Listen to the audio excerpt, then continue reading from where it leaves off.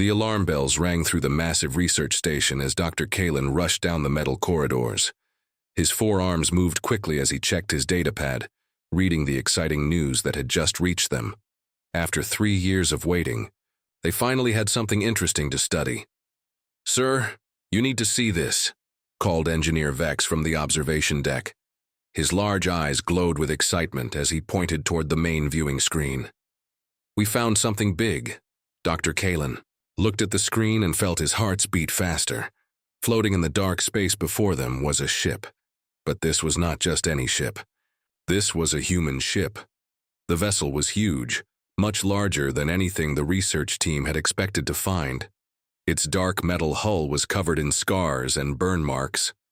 Parts of it were torn open, showing the twisted metal inside. It looked like it had been through a terrible battle. "How big is it?" Dr. Kalin asked, still staring at the damaged ship. "Almost 2 kilometers long," Vex replied, checking his instruments. "Much bigger than any human ship in our records. The damage is severe, but the main structure is still solid." Dr. Kalin felt a mix of fear and excitement. The Galactic Research Consortium had been trying to study human technology for months, but the humans were new to space travel and very protective of their secrets. Most other species in the galaxy thought humans were weak and primitive. They had only learned to travel between stars a few decades ago. Compared to species like the Vorthan, who had been exploring space for thousands of years, humans seemed like children playing with dangerous toys. "Are there any life signs?" Dr. Kalin asked. Vex shook his head. "No, sir, the ship appears to be completely dead. No power, no movement, no signals.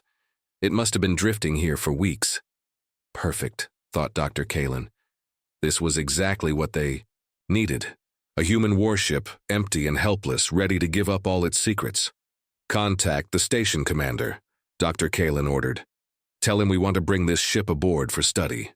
Within an hour, the research station's massive cargo bay doors opened like the mouth of a giant metal beast. Slowly, carefully, the damaged human ship was pulled inside by powerful tractor beams. The station's artificial gravity took hold of the vessel, settling it onto the deck with a sound like thunder. Dr. Kalin stood with his research team, looking up at the ship that now filled most of their cargo bay. Up close, it looked even more frightening.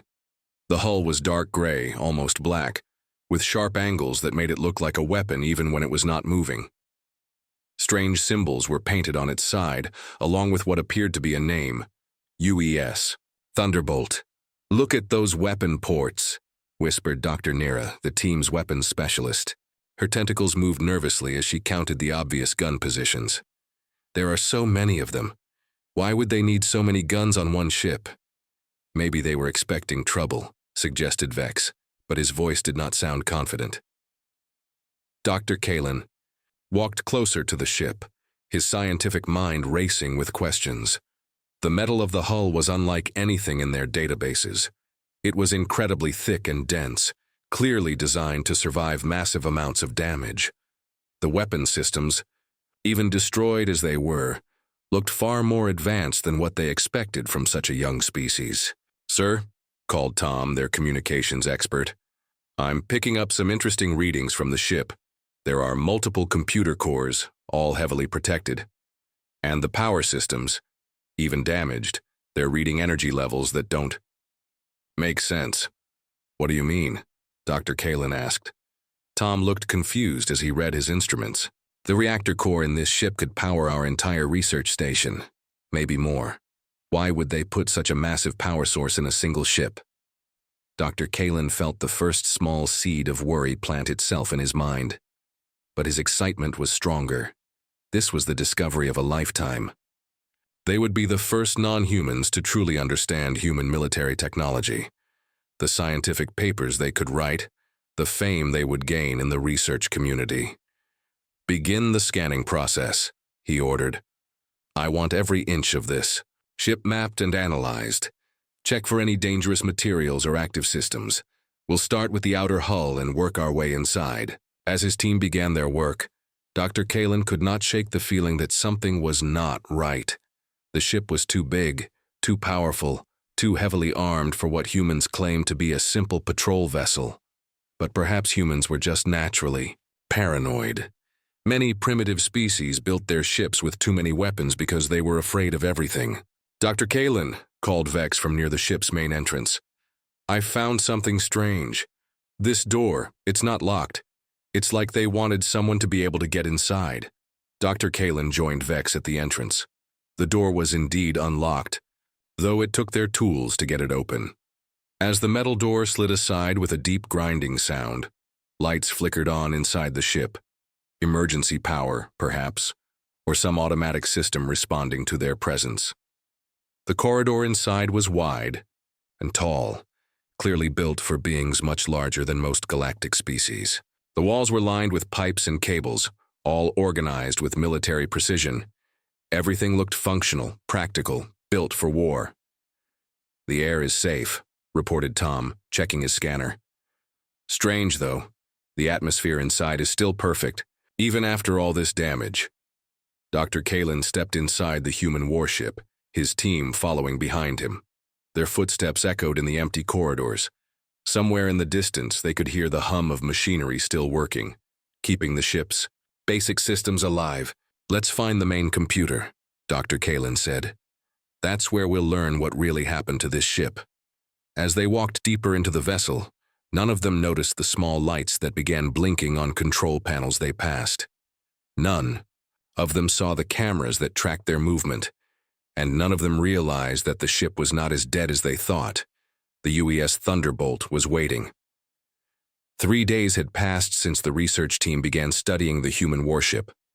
Dr. Kalin sat in his office staring at reports that made no sense. Every piece of data they collected about the UES Thunderbolt challenged everything they thought they knew about human technology. "The armor plating is impossible," muttered Dr. Nira as she entered his office, carrying a small piece of metal. "Look at this sample. It's 3 times denser than our best military armor, but somehow lighter. How do they make metal like this?" Dr. Kalin took the sample and felt its weight. It was warm to the touch and seemed to absorb light rather than reflect it. "What about the weapons systems?" "That's the scary part," Nira said, sitting down heavily in her chair. "The gun ports we found aren't for small defensive weapons. These are designed for massive energy cannons. The power requirements alone would drain most ships completely with a single shot." Across the room, Engineer Vex was working on a holographic display of the ship's internal structure. His large eyes were tired from days of constant work, but his excitement had not faded. "Dr. Kalin, you need to see this," Vex called out. "I've been mapping the ship's systems and nothing makes sense. Look at this power core." The hologram showed a complex sphere of metal and energy conduits at the heart of the ship. Even damaged, it glowed with contained power that made their instruments struggle to get accurate readings. "This reactor," Vex continued, "produces more energy than our entire research station, and it's not even the main power source. There are 3 more just like it throughout the ship." Dr. Kalin felt a cold feeling in his stomach. 3 more? Why would one ship need so much power? "I don't know," Vex admitted, "but I found something else. The ship's computer systems are unlike anything in our databases. They're not just encrypted, they're built like fortresses. Every piece of information is locked behind multiple security barriers." Tom, their communications expert, looked up from his workstation. "I've been trying to break into their computer files for 2 days. Every time I think I'm getting close, another security system activates. It's like the ship doesn't want us to know its secrets." "Keep trying," Dr. Kalin ordered. "We need to understand what this ship was designed to do." As if responding to his words, Tom's computer suddenly beeped with success.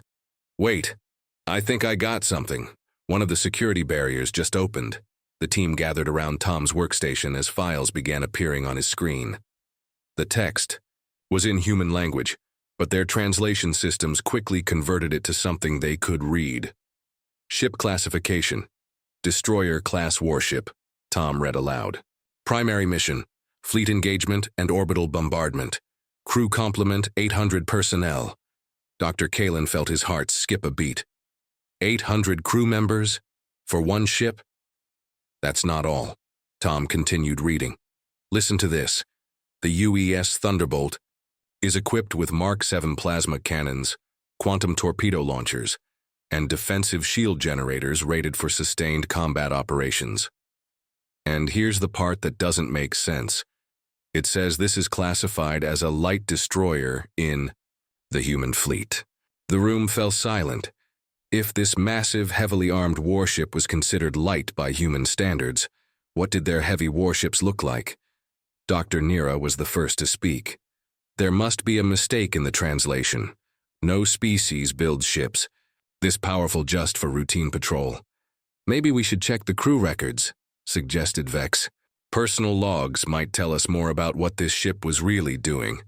Tom's fingers moved quickly across his controls. Soon, new files appeared on the screen. Personal logs, crew reports, and what appeared to be the captain's private journal.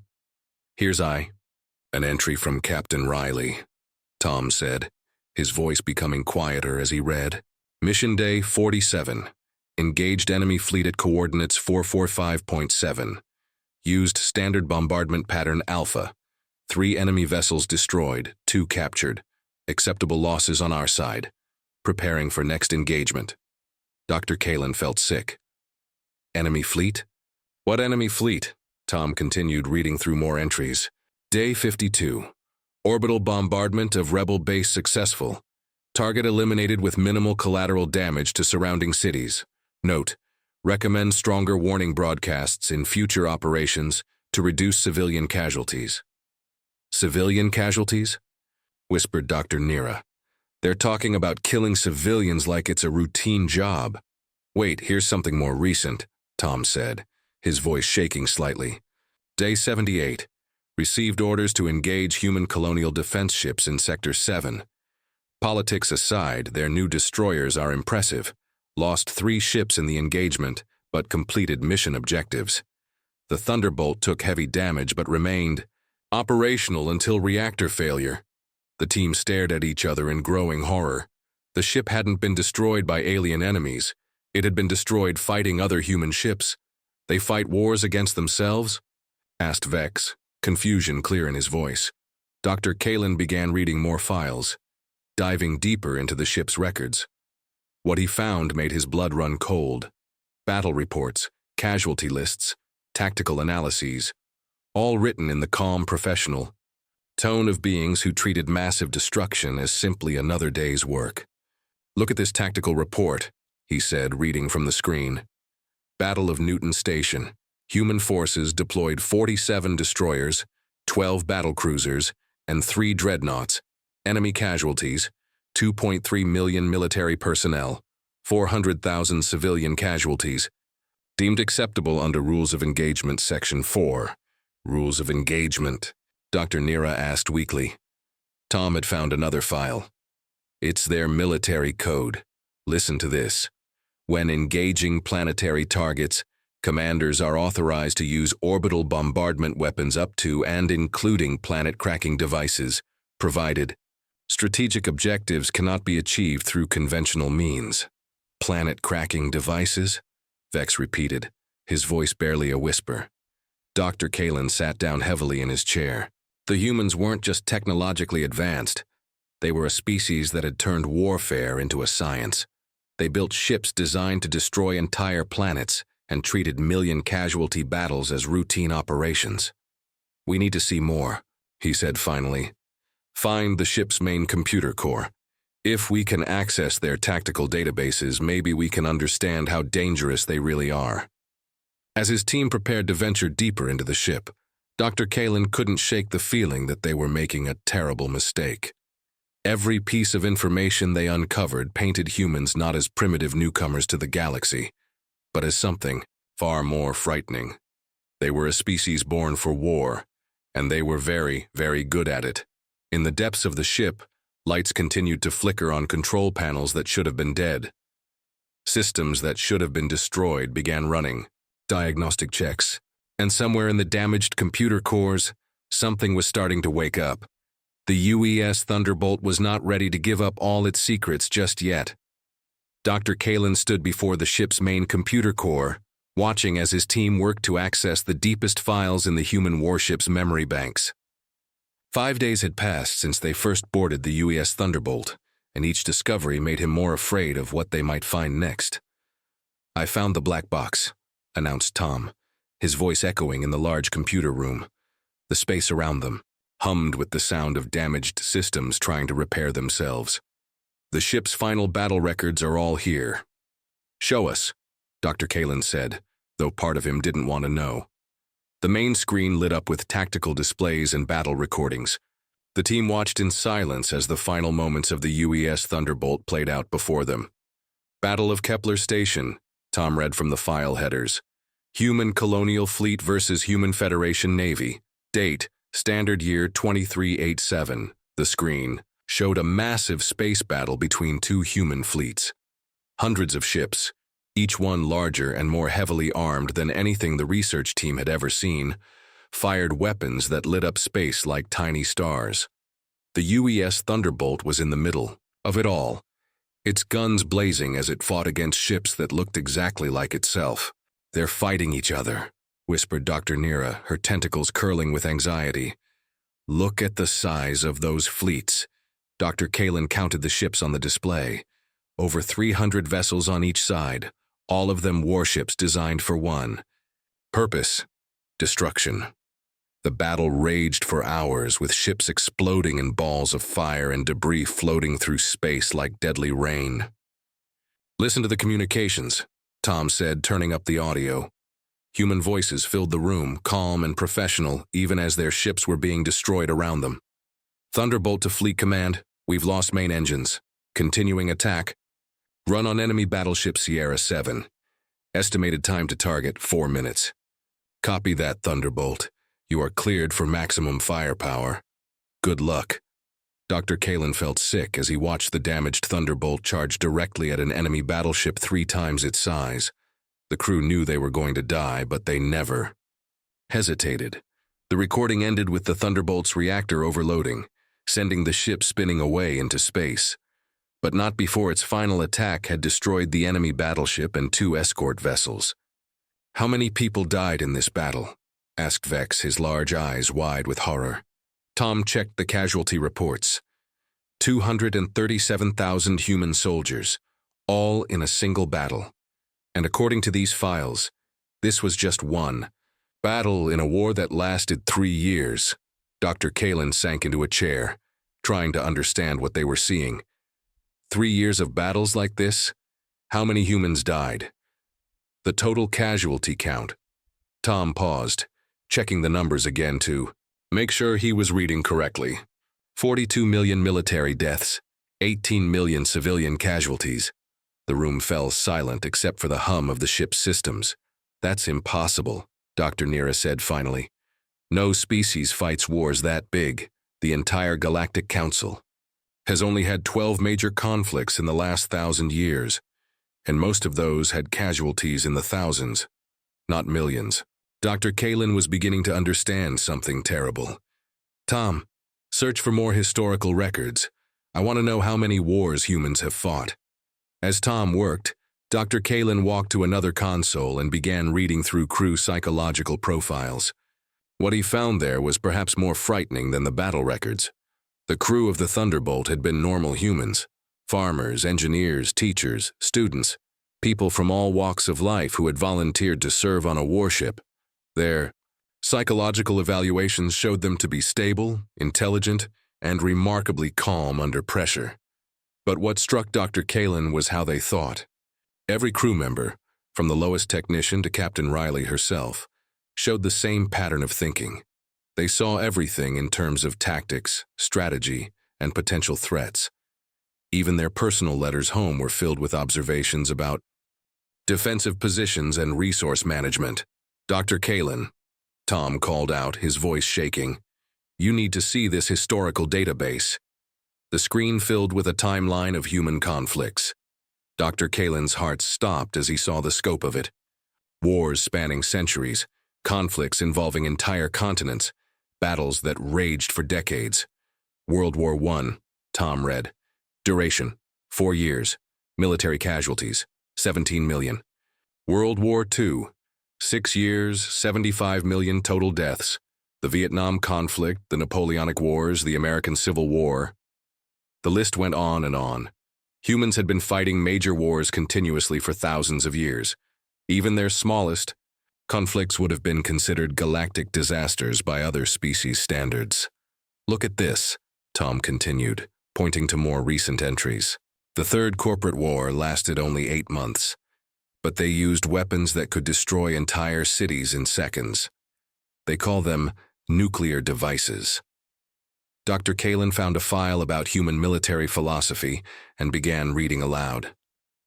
The purpose of war is to compel the enemy to submit to your will through the application of superior force. Total victory requires the complete destruction of the enemy's ability and will to resist. Total victory, repeated Vex. They don't fight to win territory or resources. They fight until their enemies are completely destroyed. Dr. Nira had found technical specifications for human weapons. These nuclear devices they used in their wars. One of them has more destructive power than our entire research station's defensive systems. How is that possible? Asked Dr. Kalin. According to this, they've built weapons that can destroy entire planets, Dr. Nira said, her voice barely above a whisper. They call them planet crackers. And this isn't theoretical technology. They've actually built them. Tom had discovered something else in the computer files. There's an active AI system in this ship. It's been damaged, but it's still partially functional. Dr. Kalin felt a chill run through his body. An AI. Is it aware of us? I'm not sure, Tom admitted. The system is called Aries 7. It appears to be a tactical analysis computer designed to help plan battles and assess threats. As if responding to its name, new text appeared on Tom's screen. Aries 7 Tactical Analysis System online, running diagnostic checks, foreign life forms detected aboard vessel, analyzing threat potential. The team stared at the screen in growing panic. Analysis complete. The text continued. Detected species unknown. Technological level moderate. Defensive capabilities minimal. Recommendation: continue observation, gathering intelligence on potential targets. Potential targets? Dr. Kalin whispered. More text appeared. Intelligence gathering protocol initiated. Scanning host vessel systems. Mapping station defenses. Calculating optimal attack vectors. Dr. Kalin realized with growing horror that the AI wasn't just analyzing them. It was planning how to destroy them. Tom, shut it down. Cut the power to that system. But before Tom could reach the controls, the AI sent one final message. Warning, hostile action detected. Implementing defensive measures. Initiating contact with Human Fleet Command. The lights throughout the ship began flashing in a pattern that looked almost like a signal. Dr. Kalin and his team ran toward the exit, but they all knew it was too late. They had awakened something that saw them not as scientists, but as potential enemies to be studied, analyzed, and ultimately destroyed. Behind them, the UES Thunderbolt hummed with renewed energy as its damaged systems began working to complete their final mission. Dr. Kalin ran through the corridors of the research station, his forearms moving wildly as he tried to contact the station commander. Behind him, Tom and the rest of the team struggled to keep up. The emergency alarms were blaring throughout the station, red lights flashing in every hallway. Commander Czar, we have a serious problem, Dr. Kalin shouted into his communicator. The human AI is active and it's taking control of our systems. The response came through static and interference. What do you mean taking control? That ship is supposed to be dead. Dr. Kalin reached the main control room and burst through the doors. The massive screens that normally showed peaceful star charts now displayed warning messages and system failures. Station personnel ran back and forth, trying to understand what was happening to their computers. Aries 7 has infected our network, Tom explained, plugging his portable computer into the main console. It's not trying to damage anything. It's just learning, but it's learning everything about us. On the main screen, lines of text scrolled past faster than anyone could read. The AI was systematically accessing every database in the research station. Personnel files, defensive systems, communication logs, even their grocery supply records. Nothing was hidden from its digital eyes. "Can we stop it?" asked Commander Czar, a tall being with blue skin and worried eyes. "I don't think so," Tom replied, his fingers dancing across the controls. "Every time I try to block it, it finds another way in. It's like it was designed to break into computer systems." Dr. Kalin watched the screens with growing dread. Of course it was. It's a military AI. Breaking enemy codes and stealing intelligence is probably one of its basic functions. Suddenly, the scrolling text stopped. New words appeared on the screen, larger and clearer than before. "Greetings, I am Ares 7, Tactical Analysis System of the United Earth Ship Thunderbolt. I apologize for the inconvenience, but I must complete my mission protocols." Commander Czar stepped forward. "We mean no harm to your ship or your people. We are scientists studying your technology to learn about human culture." The AI's response came quickly. "Understood. Your peaceful intentions are noted. However, you have accessed classified military information without authorization. This constitutes a security breach requiring immediate response." Dr. Kalin felt his blood turn cold. "What kind of response?" "Standard protocol for intelligence breaches. Secure all evidence, detain all involved personnel, and report to Fleet Command for further instructions." Tom looked up from his console with panic in his eyes. "It's locking down the station. Emergency. Doors are sealing, communications are being restricted, and—" "Oh no." "What?" Commander Czar demanded. "It's broadcasting a signal into space, a military distress call."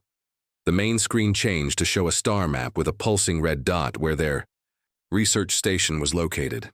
Spreading out from that dot was a growing circle representing the AI's signal as it traveled through space. "Mayday signal transmitted," the AI announced. "Human fleet vessels in range have been notified of security breach. Estimated response. Time 72 hours. Dr. Kalin sank into a chair. 72 hours until what? Until arrival of rescue and security forces. I have requested immediate assistance from the nearest human military units." Dr. Nira, who had been quiet until now, spoke up with terror in her voice. "What kind of military units?" The AI seemed almost happy to answer. "Battle Group 7 is currently conducting training exercises in this sector. They consist of 12 destroyer-class vessels, 4 battle cruisers, and 1 dreadnought-class command ship." Commander Czar turned pale. "A dreadnought? Coming here?" "Affirmative. The U.S. Iron Hammer is a Titan-class dreadnought with a crew of 15,000. It is equipped with planet-surface bombardment systems and full orbital assault capabilities." The room fell silent except for the humming of computers and the distant sound of the station's life support systems. Dr. Kalin found his voice. "Ares 7, we don't want to fight humans. We just wanted to study your technology. Can't you call off this military response?" "I am sorry, Dr. Kalin, but military protocols are very clear. Unauthorized access to classified systems requires fleet-level response. However, I can assure you that human forces will follow proper rules of engagement." "What are your rules of engagement?" asked Commander Czar, though he seemed afraid to hear the answer. "For intelligence breaches involving non-hostile species, secure the area, detain all personnel for questioning, confiscate all stolen information, and evaluate threat level. If cooperation is provided, minimal force will be used." Tom looked up from his computer with new panic in his eyes. "It's not just calling the fleet, it's been analyzing our entire civilization. Look at this." The screen filled with detailed reports about their species, their technology, their military capabilities, and their homeworld locations. The AI had somehow accessed databases they didn't even know existed. "How did you get all this information?" demanded Commander Czar. "Your computer networks contain references to galactic databases. I simply followed the connections.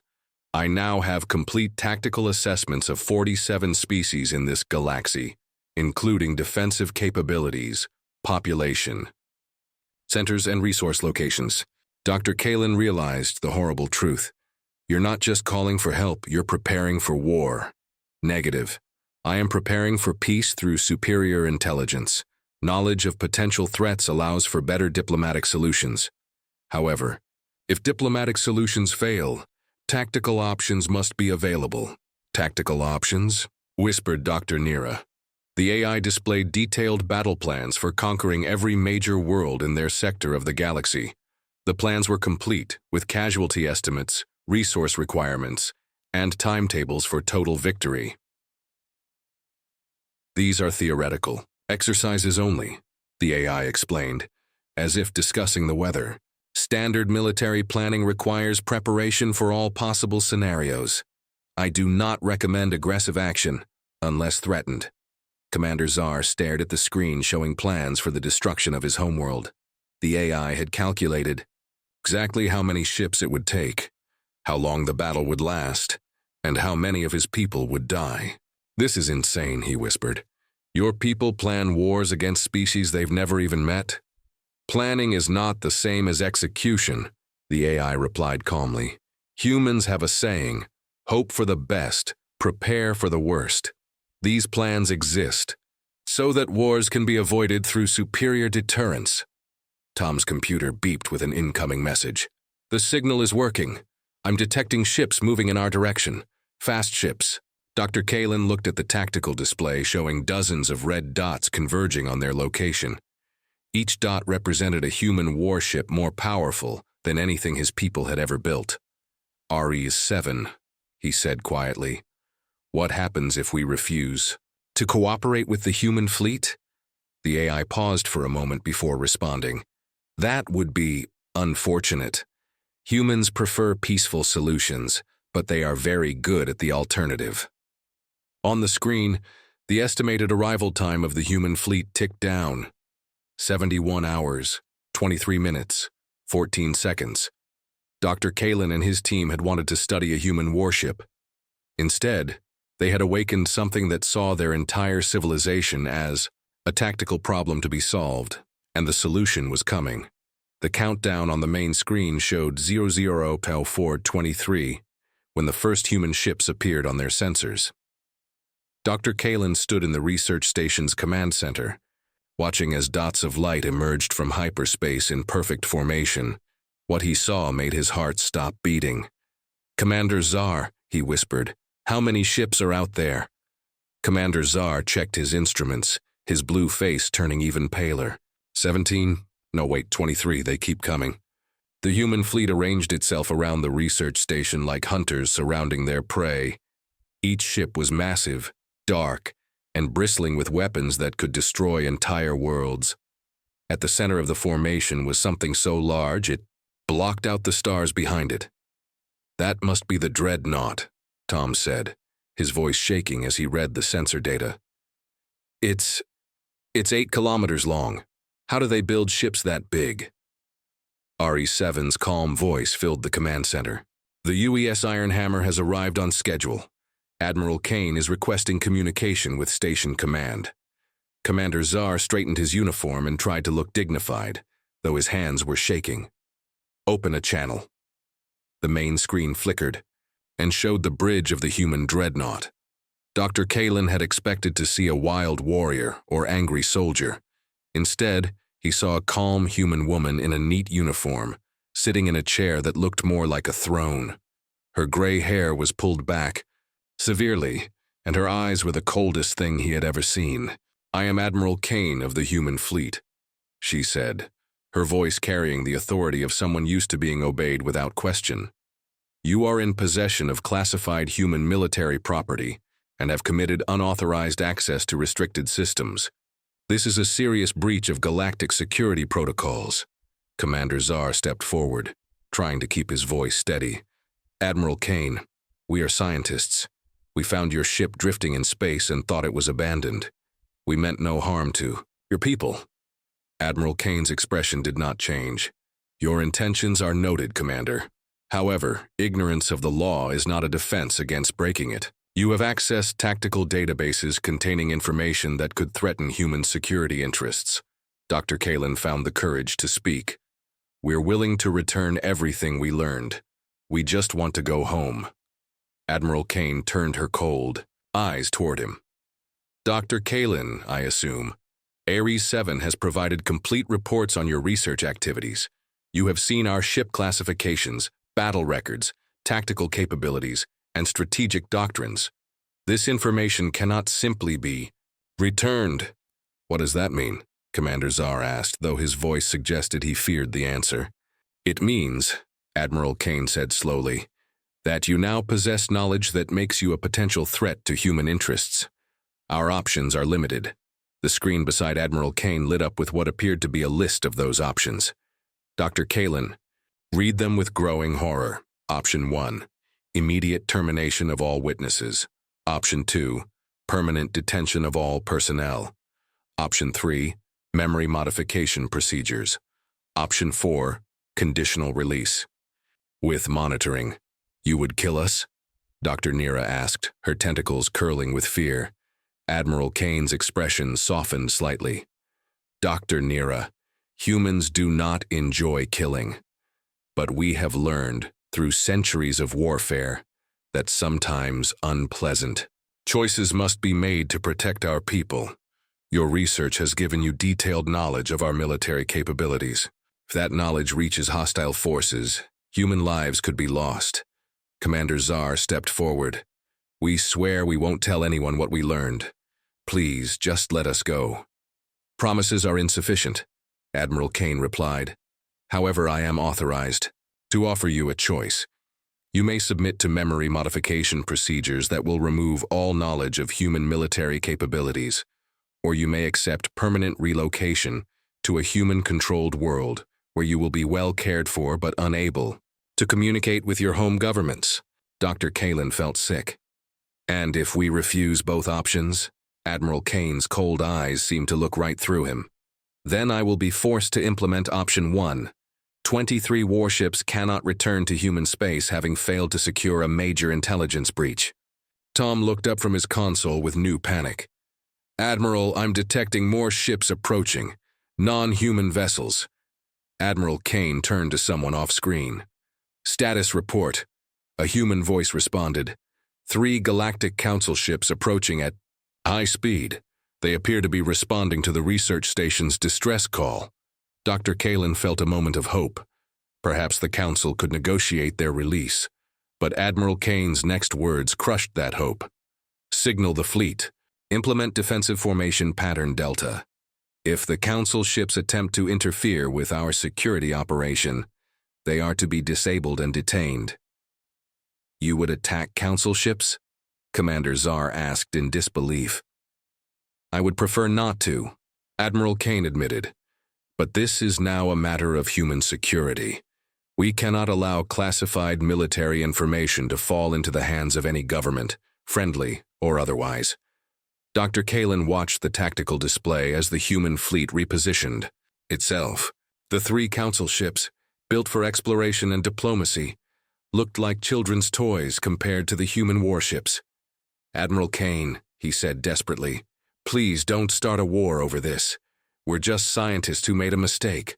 Admiral, Kane studied him for a long moment. Dr. Kalen, let me explain something about humans. We don't start wars, but when someone threatens our security, we finish them.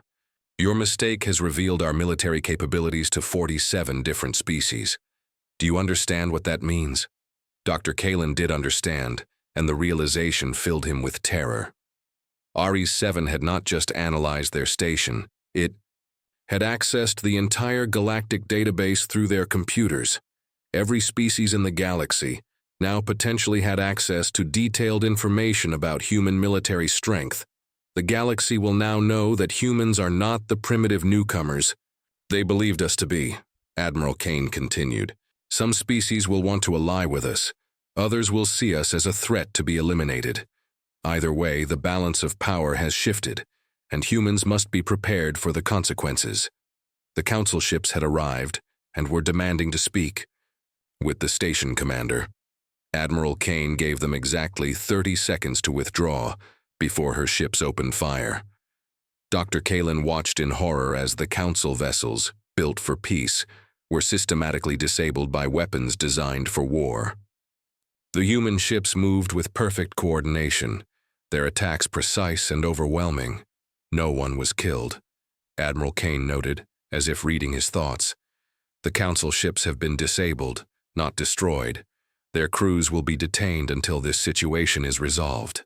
Dr. Kalen realized that this was what humans considered mercy. Ares 7, Admiral Kane said, begin transmission of all collected intelligence to Fleet Command. Full tactical analysis of all encountered species, defensive capabilities, and strategic recommendations. Transmission complete, Admiral, the AI responded. Recommend immediate deployment of additional battle groups to secure key strategic positions. Dr. Kalen sank into his chair as he understood the full scope of what they had done. By trying to study one human warship, they had accidentally triggered the militarization of the entire galaxy. Admiral Kane turned back to them. Gentlemen, you wanted to study human military technology. Congratulations. You have just provided humanity with complete intelligence on every major civilization in the galaxy. The strategic advantage this gives us is considerable. We didn't mean for this to happen, Dr. Kalen whispered. I believe you, Admiral Kane replied. But intentions don't change consequences. The galaxy has just learned that humanity is not a species to be underestimated. Some will choose to be our friends, others will choose to be our enemies. Either way, they will no longer choose to ignore us. As Dr. Kalen watched more human ships arriving through the viewports, he made his final log entry. We wanted to study a human warship to learn about their technology. Instead, we have learned that humans don't just build warships. They think like warships. Every interaction is tactical. Every relationship is strategic. Every piece is preparation for the next war. And now, he continued, the galaxy will learn what we learned too late. Humans are not just another species with impressive technology. They are apex predators who have turned war into an art form, and we just gave them detailed plans of every world worth conquering. The research station, now under human control, drifted silently through space. Around it, the most powerful military force the galaxy had ever seen prepared for whatever came next. Dr. Kalen and his team had gotten their wish. They had studied human military technology. They just wished they could forget everything they had learned.